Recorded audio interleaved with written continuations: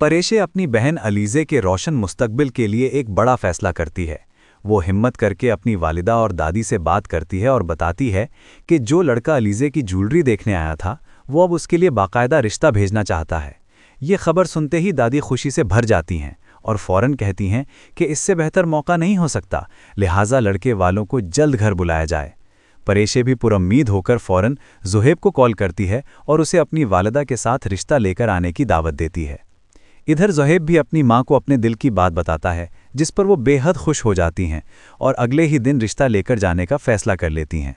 अगले दिन जब ज़ुहैब अपनी माँ और बहन के साथ आता है तो इब्तदा में वो परेशे को ही अलीज़े समझ लेते हैं, मगर हकीकत सामने आते ही मामला बदल जाता है। जब अलीज़े व्हील चेयर पर सामने आती है तो ज़ुहैब की माँ और बहन का रवैया ये अक्सर तब्दील हो जाता है।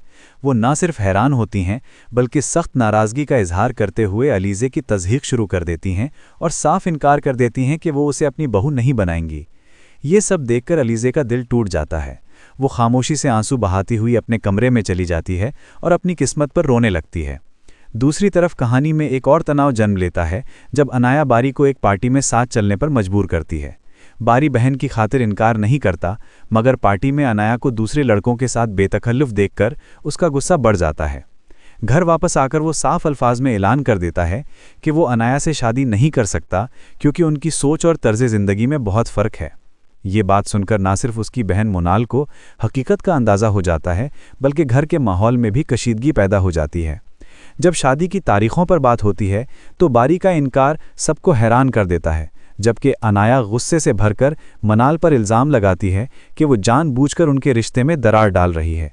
अब सवाल यह है कि क्या बारी वाकई परेशे के लिए कुछ महसूस करने लगा है या ये सब सिर्फ हालात का दबाव है। आने वाली किस्त में जज्बात, फैसले और रिश्तों की आजमाइश मज़ीद शिद्दत इख्तियार करेगी।